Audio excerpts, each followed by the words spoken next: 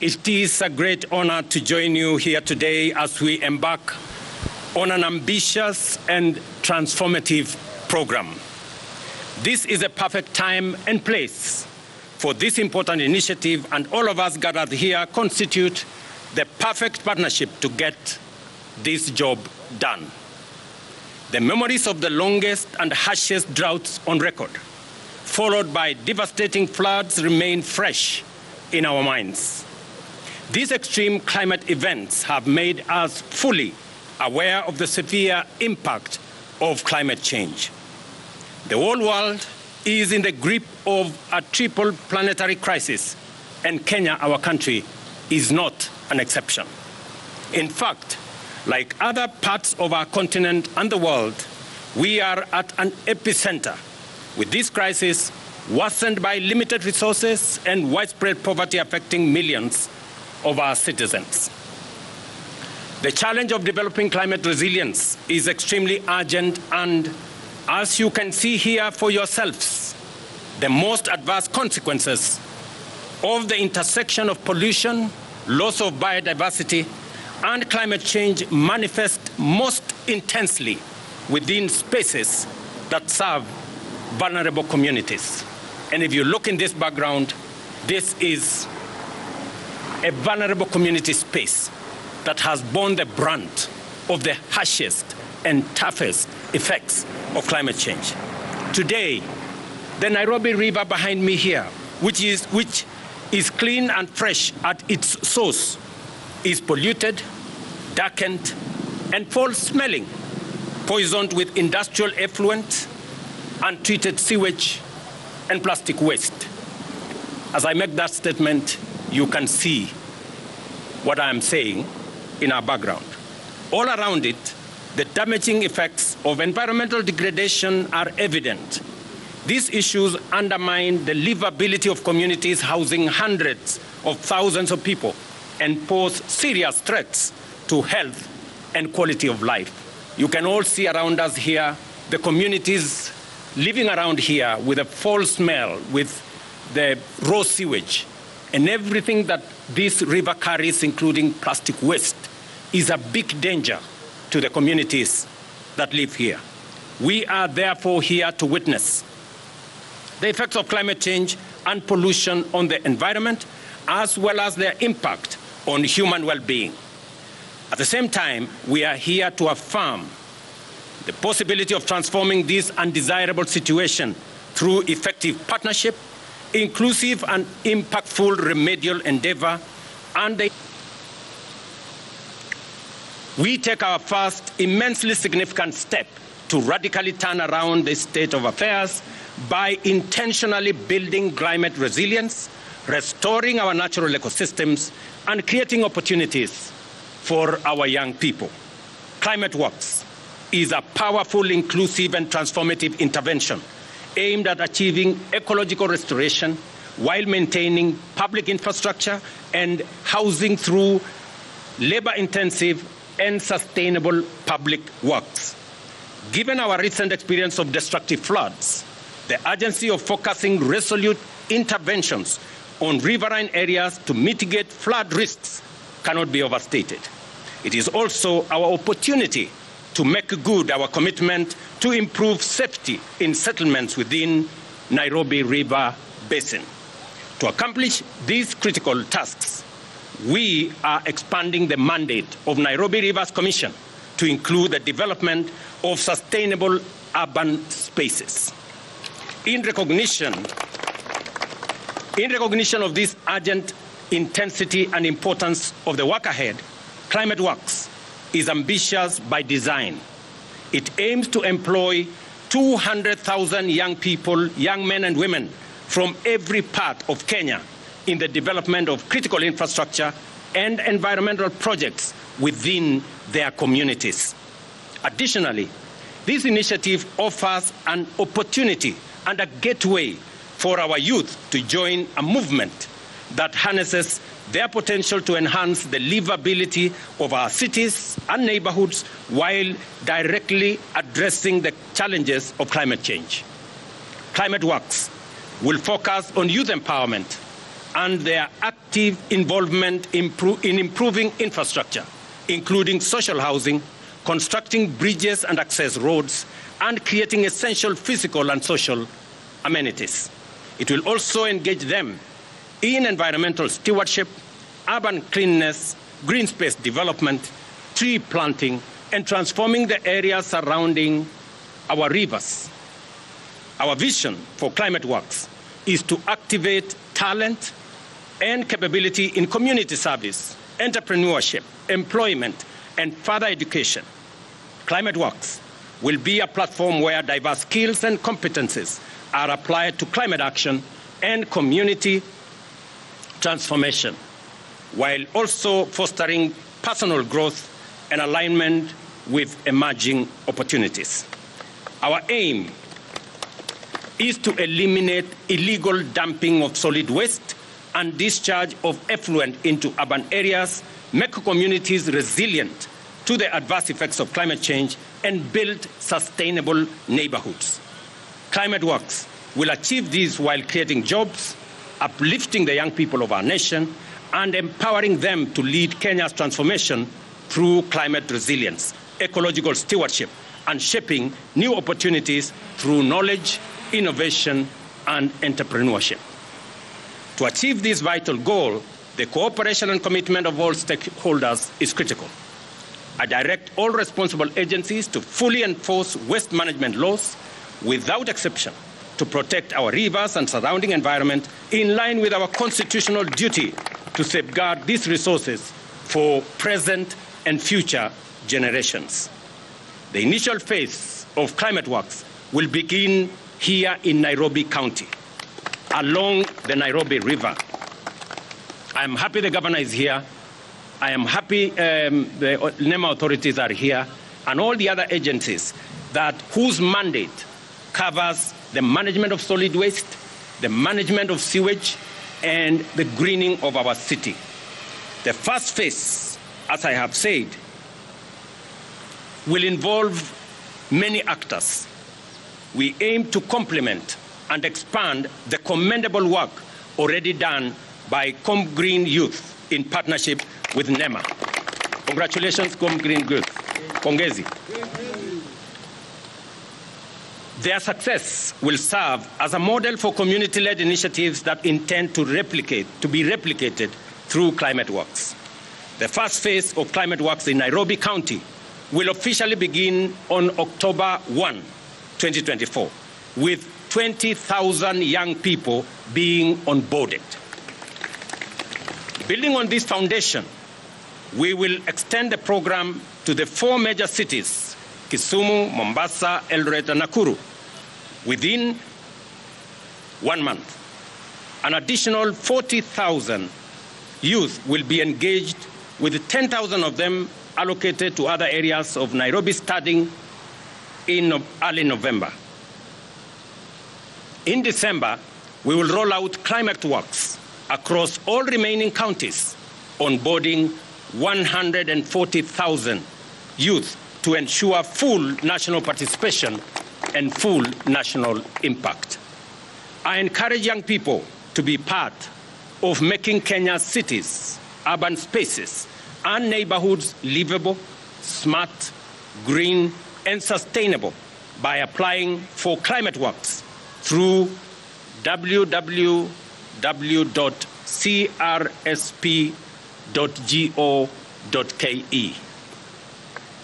We are a country headed digital, and therefore each and every young person will find their space in this ecosystem. Let me repeat, every young person across Kenya, as soon as I finish this statement, you can begin to apply.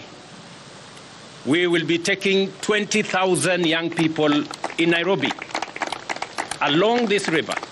You can see the dump site is right there. Some of the young people will participate in making sure that this dump site is dealt with. It's been an eyesore, it's been a challenge, it's been a health hazard. It is time that we deal with it. And I'm very happy that we are doing this in collaboration with Nairobi City County, because that is their mandate. I recognize and thank our many partners whose contributions have made climate works a reality, including Public Space Network, Chemolex and Muungano wa Wanavijiji. Your commendable efforts have brought a noble vision to life, made it possible to restore not only Nairobi River, but also the beauty of Kenya and the safety and dignity of our communities. Certainly, you are an indelible part of Kenya's climate action and socio-economic transformation. I invite our private sector to join other citizens in driving this program forward and our development partners to walk this historic journey with us.